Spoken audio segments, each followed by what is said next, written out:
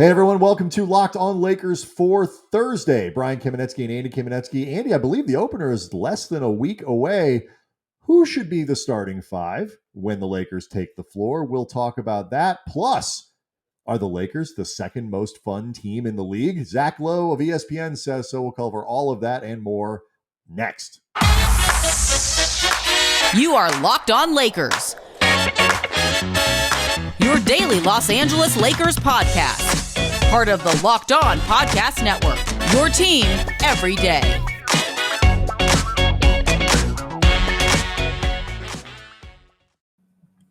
Want to thank everyone for making Locked On Lakers your first listen of every day, Monday through Friday. We get that thing up nice and early for you, so you can wake up.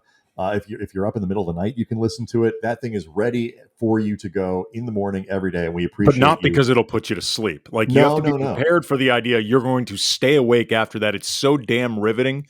Your day at work is going to be totally lost. You're going to be ineffectual, but you are going to know a shit ton about the Lakers. That's more important. Yes, it is.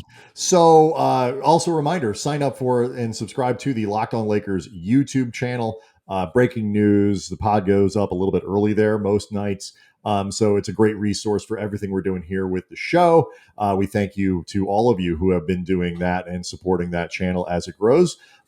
So Andy, the Lakers have one more preseason game left. It is against the Sacramento Kings this evening. It doesn't really matter if they win or lose other than a loss. Yes, it does. I want 0-6. I want 0-6. 1-5 is boring. Who cares about that? That's just a bad job. 0-6 is all right. Bring it, baby. And you know what? You know what 0-6 though conjures memories of, though. Of course, is the Dwightmare season. I know where they were. So, but that's my point. That's good for business. That's my point. 0-6 is bring it, baby. We know exactly what you're going to say. Bring it all. And, who knows? Maybe they'll fire Frank Vogel 6 games in, just like they did Mike Brown or whatever it was. They could even flirt with bringing Phil back and really play this thing out. D'Antoni's he's an assistant with the Pelicans. He's available. You can pry those guys away. I would think. Anyway, let's get into this because the Lakers on what was it, Tuesday that they played against the Warriors? They trotted out a starting lineup of the big three: LeBron James, Anthony Davis, and Russell Westbrook, with Carmelo Anthony and Kent Bazemore filling out that five. Now, some of this was based on availability. DeAndre Jordan did not play in this game. Kendrick Nunn was out with an ankle. Malik Monk was out with a groin. Wayne Ellington with the hamstring. Yes. And THT thumb surgery. Trevor Ariza ankle. So 6 guys didn't play. I'll ask you this way, because Frank Vogel on Wednesday at practice continued to express confidence that Nunn, Ellington, and Monk could be available for opening night, or seemed to, at the worst, that they would be available relatively shortly after. Assuming those 3 guys are around early in the season, knowing what we know now, no THT, no Trevor Ariza, would you go with the lineup that they used on Tuesday against Golden State? Would you make adjustments? How would you line up for opening night?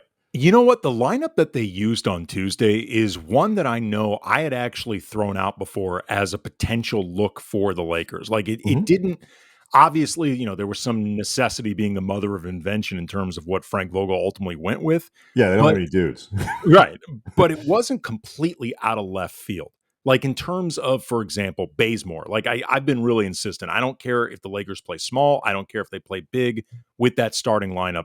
Bazemore needs to be in it. They need his defense along the wing. I mean, this became really amplified once, to whatever degree you think Trevor Ariza can still provide that. Once he wasn't available, I think the choice became incredibly obvious.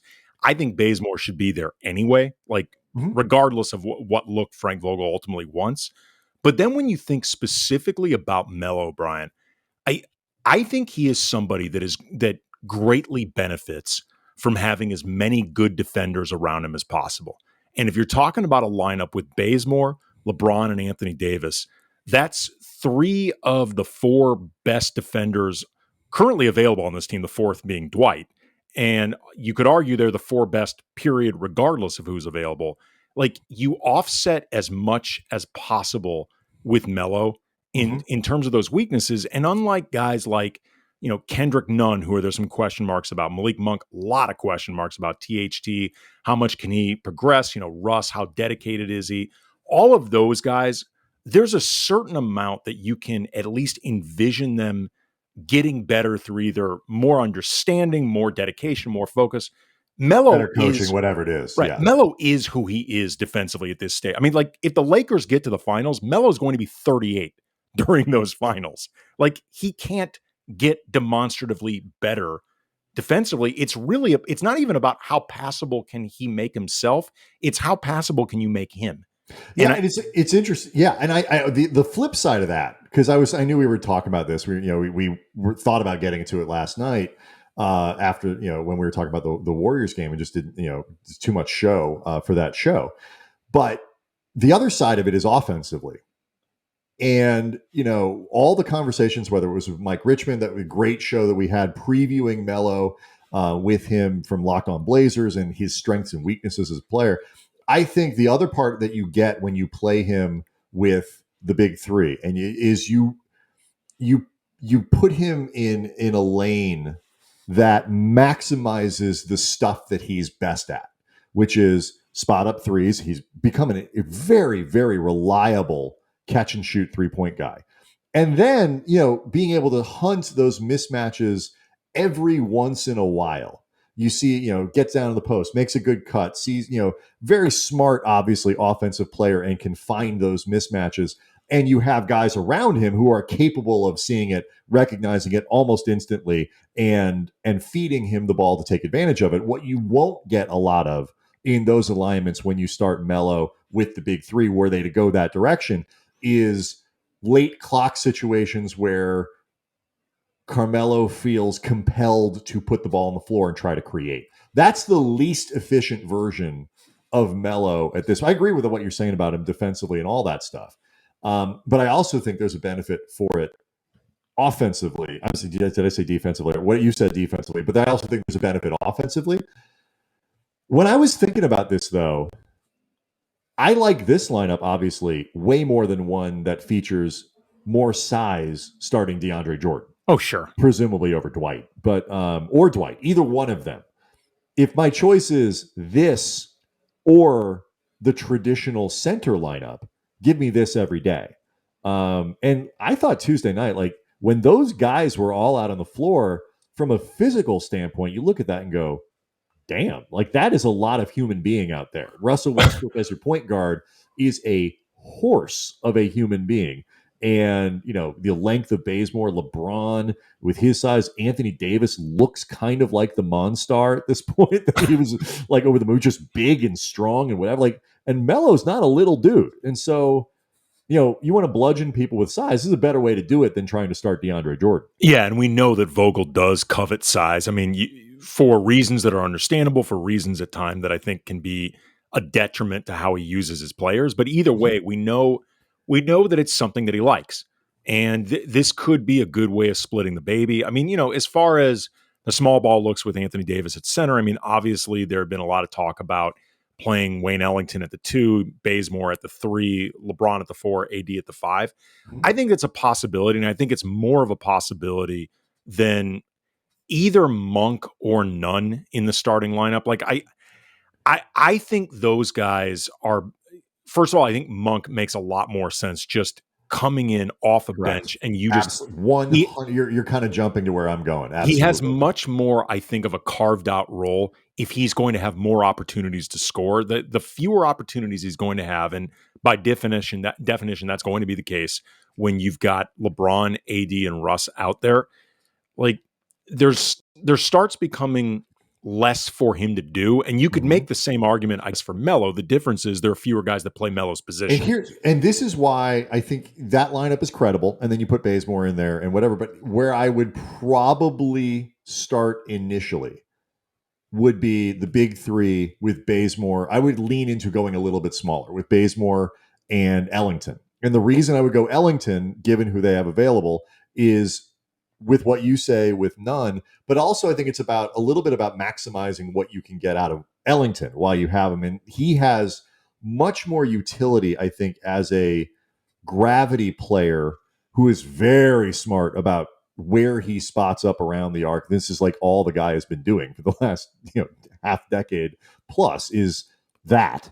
And so I think he's very easy to integrate into what the Lakers want to do with the starting lineup. It will not take Westbrook and LeBron long to really understand Ellington as opposed to Monk. I think the learning curve is a little higher with Monk and those guys.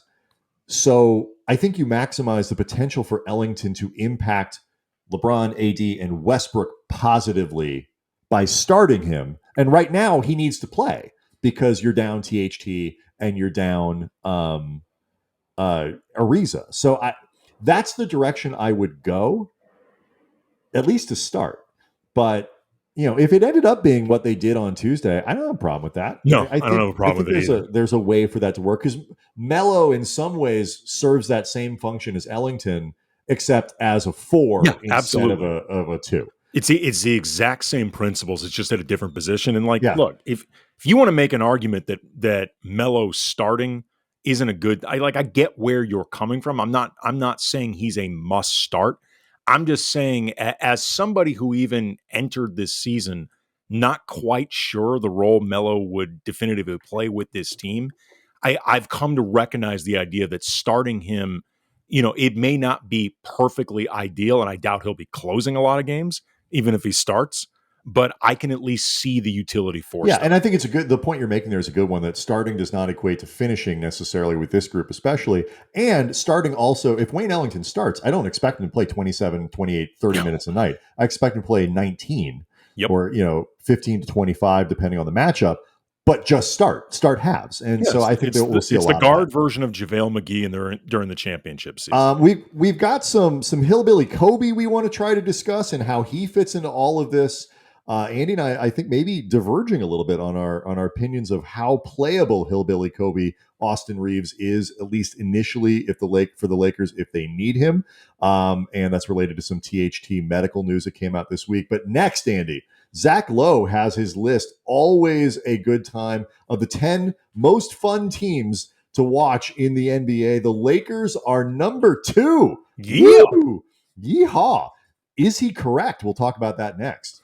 Locked On Lakers brought to you by Sweatblock. There are a few things in life just not fun to talk about, and one of them, excessive sweating. Like when you are sweating through your shirts for no reason, it's embarrassing, and I personally don't want to have to worry about that. So that's why I use Sweatblock antiperspirant wipes. They're stronger, more effective than most clinical antiperspirants. You apply it at night before bed. Next morning, you wake up, you wash, you go about your day, and you don't have to worry about sweat. Once or twice a week, you can stay dry the entire time just with that. Guaranteed or your money back, so there's no more pit stains, no more picking out shirts based on what hides that just unsightly sweat more. And I'll put it to you this way. If you know a sweat solution that is doctor created, doctor recommended, featured on Rachel Ray's show and tested by firefighters that you could use instead of Sweatblock, I'm listening. But since that doesn't exist, check out Sweatblock instead. Get it today. I'm not listening anymore. Yeah, no. It was a short Stop conversation. I am open-minded, but only to a point, and we reached it. Get it today for 20% off at sweatblock.com using the promo code Locked On, or at Amazon and CVS. Both of us are big fans of Zach Lowe. You are, Andy, I know. I am certainly our former colleague at ESPN. Does great work. Love the podcast. Love his written work. And he has released one of my favorite of his annual columns where he does sort of a fun rankings and of the 10 most fun teams to watch in the league. And he has the Lakers at number 2. And I think it is a great, great, great placement for them. I want to ask you this first, though. What do you think makes a basketball team fun to watch? And I ask this because the answer for the Lakers this year, I think, is slightly different than it is for a lot of the other teams, Denver, Phoenix, Charlotte, that appear on this list. Well, I mean, broadly speaking, I think it's how entertained do they keep you? And that entertainment can be defined and derived in a lot of different ways. Like, for example, Zach laid out his fun factor in terms of zeitgeist, the star and highlight potential, the style that they play, league pass minutia, in other words, announcers, jerseys, court designs, the unintentional comedy factor. all of those different things. And then something that he didn't put in there, because it obviously doesn't apply to every single team. There can be, 500 teams that are unintentionally or, sort of stylistically entertaining, but there's also stakes. Stakes are a big reason that a team can be entertaining, because entertaining is another word for engaging. And so all these different things, I think, come together to ultimately entertain you and keep you sitting in front of a television or sitting in a seat inside an arena watching these guys, beyond just the idea that, okay, I've been rooting for this team for a long time, I want them to win. Even when you are invested that way emotionally, you still may not necessarily be all that entertained or find what you're watching all that fun. Yeah, and like what makes this list fun for me and interesting and entertaining, and why I think the Lakers fit where they are at number 2. Maybe it's just kind of where I am in my life. But like I compare them to Atlanta. Zach has Atlanta at 7. Like in some ways, you could make an argument that the Atlanta Hawks are kind of fun more than maybe the Lakers. Trae Young and Clint Capella, John Collins, and DeAndre Hunter if he's healthy, and Bogdanovich raining down. Like they're just scoring 197 points a game and all this other stuff that Atlanta's going to do. Like that is potentially a lot of fun. Like I enjoy watching the Hawks play basketball now. It's just like kind of fun, but I'm not sure they're as interesting. And what I think about what makes the Lakers so cool this year, and we've talked about it and will continue to, is they are a great combination of incredibly talented. Say what you will about Westbrook, like watching him can be a fun experience. He's wildly, talented, gets up and down the floor really fast. He's wildly wild. He's wildly wild, but he's incredible. The passion and the intensity with which he plays jumps off the screen. LeBron is LeBron. Anthony Davis, he keeps doing what he's, the form that he's shown in the last couple preseason game that he seems to be aiming for this year. I'll watch that. Just as a basketball fan, seeing somebody of that size doing the types of things that he looks ready to do this year, like that's fun. Like they're going to do cool basketball things, but like you say, stakes, interest in them, all that, they are incredibly interesting. The process that they're going to go through, Carmelo Anthony talked about it again on Wednesday at practice before the team got on the airplane to go to Sacramento. Like the ups and the downs of this team, possession to possession, and the way that fans, especially commentators, observers around the league, people who want the Lakers to lose, people who worry the Lakers might be good because they want their team to win, are going to live and die by each one of these games wondering, okay, are they going to break through? Aren't they going to break through? Like it's going to be a little like watching October baseball. Like the tension of each of these possessions, because the Lakers have so much work to do, is going to be kind of off the charts relative to most teams. Yeah, Melo had just an absolute money quote during practice where when he was talking about just everything that lies ahead and all the different things that they need to figure out, all the stuff that needs to happen. And he said, the unknown of it is what intrigues me. Mm-hmm. And beyond that, just being a really fascinating way of looking at the season, it also explains in a lot of ways what can make this team so entertaining. And then, Zach, in summation, talking about what made them number 2 in his mind. Some of it you already listed. How the big 3 fit together. Anthony Davis, but also too, like this is a team that if they do everything the way they're talking about it, you've got transition possibilities with LeBron, with Russ, to the degree that he plays, Rajon Rondo, all on the same team. The passing on this team could be off the charts great. Yep. But then you start talking about, all right, they're interesting because you got not just a lot of big names, but a lot of big personality names. Like this was a great way of describing it with Zach. He said the entire roster is like a reunion of your favorite TV cast from 10 years ago. Oh, hey, that's what Rajon Rondo looks like. You've got all, yeah, I mean, it's like the Friends reunion. You just hope that, nobody looks really. Well, you want everyone to look as good as Rachel Aniston does. Right. Or as well preserved. I was about to say, or as bad, not as bad as some, but then I'm like, I don't want to take shots. No. You guys can decide who I'm talking about for however you want. Definitely not Rachel Aniston. No, Jennifer Aniston has or Rachel Aniston. You sound like a mother. No, if I was doing mom, I would have called her that Jennifer Aniston. That's true. But like, there's also too, for better and worse, you've got Dwight's antics on the court, in the locker room. Like, these are things that are going to keep you watching. The Malik, as Zach put it, the Malik Monk heat check. There's all these different things happening. Also, too, what I found is really interesting about this is, not all fun is created equally. Like we've talked a lot about how the 2020 team, the one that won the championship, that was a lot of fun to root for because they were an incredibly likable collective. Like they were really we were around the team all the time before COVID shut everything down. They were an incredibly enjoyable group to cover, but they weren't necessarily always that much fun to watch. Like at times they were very fun. At times they were a slog, but the personalities offset a lot of that. Conversely, the 2009 team that won a championship, and you and I covered that team. We were around them constantly. We were covering them, I believe, at the time for the LA Times. They played extremely well together, and on the court were more often than not quite entertaining. But that experience was super intense to be around because they were so pissed off about how they just got emasculated in the 2008 finals by Boston. And they carried that intensity through the entire season. Like I was as relieved as I was excited when they eventually won that title, Brian. So it's like I didn't want to do that again. Like the experience of covering them was really fascinating, but it was not fun. Like that was not a fun season to be around. This team has the potential to have all of it. It also has the potential to end up a tire fire. Well, like that was going to be my last point about this was like part of, I think, like I said, this is a situation where you're lumping in interesting with fun. Like if you find interesting things to be fun, then you're going to if you find process to be fun. I'm 46, just turned 46. Andy, you are, and you look fantastic. 76 years old. Yes. Yeah. And I mean, I don't know what your routine is, but you look great. We are at a point in our lives. I just think about me and my buddies still around from Korea. Yes. And thank you again for your service.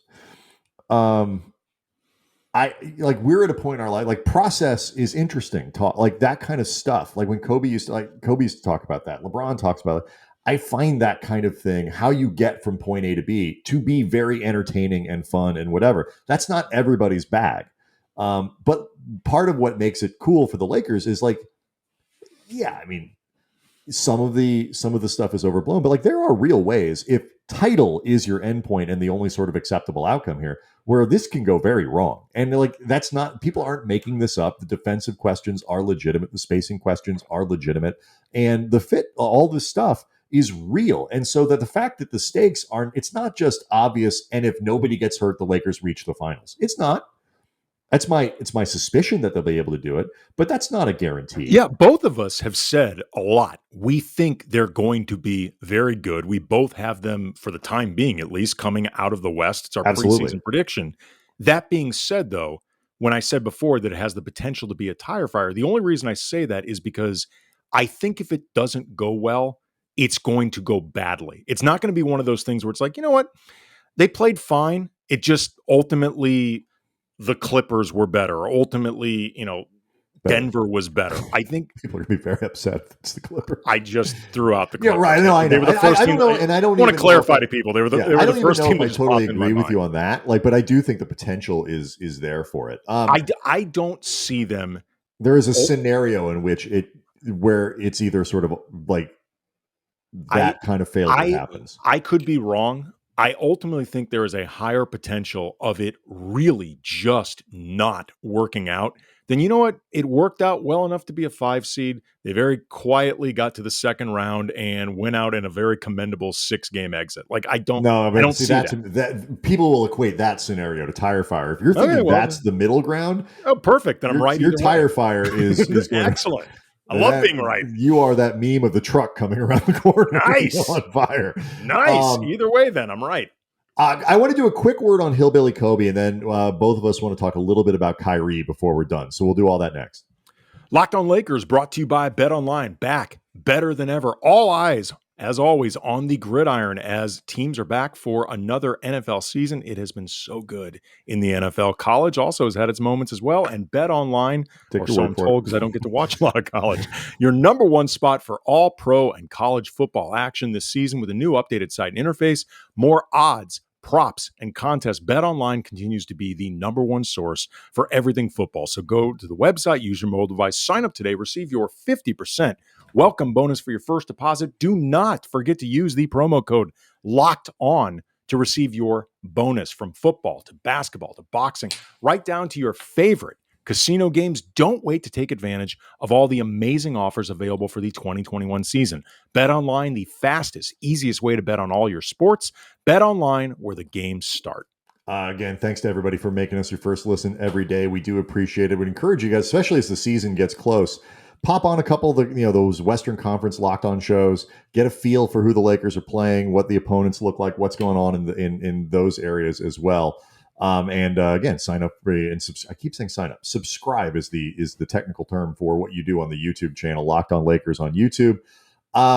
THT is going to be reevaluated, Taylor Horton Tucker, in 4 weeks.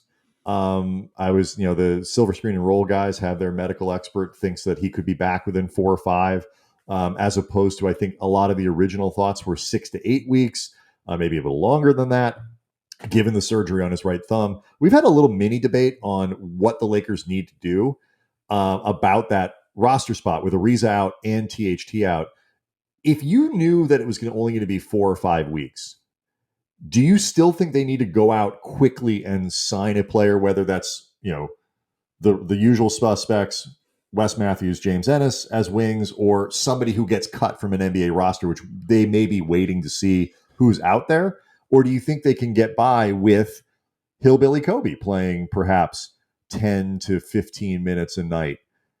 Because before, both of us were skeptical. I am coming around on the viability of Hillbilly Kobe as a short-term solution.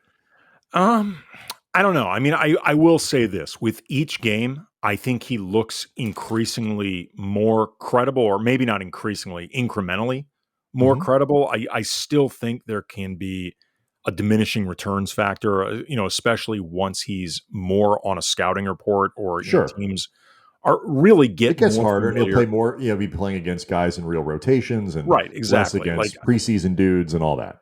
And I think there's also, too, just the idea that with this many guys who have already been dealing with injuries and 2 guys who have had surgeries, I don't know if you want to start the season playing guys heavier minutes simply because you don't have an extra body on your roster. Like, just from a strategic preservation standpoint. My point would be like some of those extra minutes, the 5 extra minutes for Melo or Bazemore, whoever it is, like, or LeBron, whether that Reaves could soak those. We should occasionally use his real name, Austin Reaves, could soak those up. I'm starting to think he could. I don't think, I have been growing incrementally more confident with it. I think it's going to depend a lot on who he plays with. Like, yes, it's funny because, naturally, because they're both unassuming looking white dudes that have G League or unheralded entries into the NBA. People are already throwing out the Alex Caruso comparison, which on a lot of levels doesn't work. Between player type, hair struggles, whatever. Like, they're not the same dude. Right. Like Alex Caruso as a G League player. Like, we used to see him when he would get these call-ups with the Lakers. You could tell right away, like, okay, this guy's got a lot to figure out. He can clearly defend. Like, he already looked like a good defender from the moment he would just have these call-ups. Like, there were certain things where he looked more seasoned, I think, than Reaves. Like, Reaves looks like he's got a little more – Reaves looks like he's got a little bit – a wider variety of skills that he can call upon than Caruso did, I guess at this relative stages of their NBA careers with the Lakers. Caruso, I think, was better at the one thing he did very well that happened to be, very important with the team culture than Reaves. Maybe Reaves, I think, is more well-rounded than Caruso was then. But, I actually think the more instructive model for somebody like Austin Reaves might actually be rookie Luke Walton, who ended up, he was a rookie during the Kobe, Shaq, Peyton, Malone year. And he actually ended up getting some playing time. But if memory serves, they would go out of his way to play him with a lot of experienced guys. Mm-hmm. So you could make sure to Yeah. utilize the things that he did well, which was for him in particular, passing, and he understood the offense very well. He knew where he was supposed to be. You know, Luke was always a defensive liability. Fair. At his best, he was in neutral because he was a smart player and knew where he was supposed to be. He was not fleet. He was somebody that always had to be accounted for defensively. Correct. You needed to be aware of his deficiencies. I think Reaves is like that. I don't think he's a good positional defender. He plays hard. He does all that stuff. And so, I mean, in that sense, I don't think he's a disaster. And I've started to see more people who are better, quite frankly, better at this than I am, break it down, show where he's doing a good job and this and that. Whatever. So I don't think he's a train wreck over there. But I do agree with you. If he's going to play, he is the type of player like Caruso who is better suited to play with better players because his strengths as a sort of a high IQ player are emphasized there. He has more. He's a little like Larry Nance. Guys like that who thrive around smart players because that's a lot of their strengths is they do the right thing. They go to the right place. They make the right pass. So if you're around other people who also do those things, but that's going to be the case. Like he's going to play a lot with LeBron and Westbrook and AD. So that's part of the reason I think they can use him more than I'm not talking 30 minutes a night, but I think you can give him 15 minutes at the beginning of the season for a month or so until those guys come back. And I don't think it'll necessarily hurt them that much. Okay, let me ask you this then, because this is something I've seen floating around a lot on the Twitter sphere, being, to some degree talked about by other people we know that cover the Lakers, do it well. If nothing else right now with the team at kind of a depleted state and, there's uncertainty with availability for certain guys, or maybe you might have to play certain guys limited minutes at the beginning of the season. Do you think you could start Reaves like in sort of the Ellington role that we were talking about before? Because a lot of what you would look for to cover with I will tell you Ellington is exactly the same stuff you'd look to cover with Reaves. I will say this. To some degree, you're playing a little bit 4-on-5. But I think you are. It's the same basic. It's a lot of what we talked about with Ellington and Melo. Quite frankly, is you are protecting him as much as possible. That's why I'm asking. It's not crazy. That's exactly why I'm asking, because I'm wondering. It's not plum loco, Andy. Well, it's not off your gourd. What's Andy doing? He's selling us used cars. I don't understand. Everything must go. It's not crazy.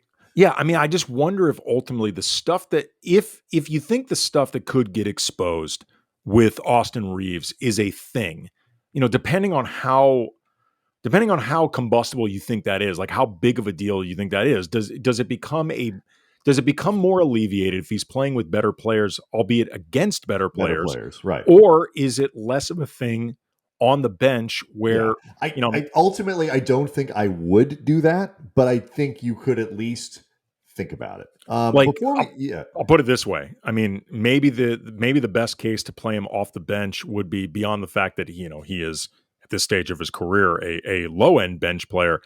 I don't think the bench defensively is going to be very good anyway. Right. So, but also too, you're to some degree you could make an argument too and coaches like to do this, that depending on what Vogel and the coaching staff envision to be the rest of the rotation, the least disruptive thing may be to start a guy like Reaves, who was less likely to play a bigger role. And you see that a lot where a guy gets hurt and they elevate somebody instead of the backup to the starting position. They'll take the third guy and start him so that the rest of the rotation can stay intact. Yep. The difference is right now we don't even know what the rest of the rotation looks like or who's in it because everybody's hurt. Anyway, let's talk about. You want to talk about Kyrie before we go, or do you want to do that? Kyrie. Do we have time, or should we hold it? You want to hold it? Why don't we hold it? Yeah, we can hold it. I don't think it's going anywhere. You still think there will be some interest in those two guys in 24 hours?